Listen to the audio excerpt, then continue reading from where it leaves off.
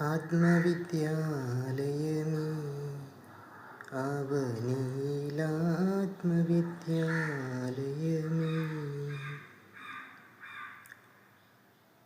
നമസ്കാരം സുഹൃത്തുക്കളെ. അപ്പോൾ കഥ പറഞ്ഞു നിർത്തിയത് മരണമാണല്ലോ. മരണമെന്ന് വെച്ചാൽ മരണം പോലെ അനുഭവിക്കുന്ന വേദന ദാവീദ് രാജാവ് അനുഭവിച്ചു. അവൻ ചാക്കുടുത്ത് ചാരം പൂശി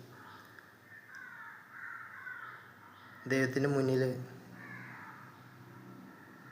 കിടന്ന് യാചിച്ചു. അവസാനം അവൻ്റെ യാചനകൾക്ക് ദൈവം നൽകിയ ഉത്തരമാണ് സോളമൻ.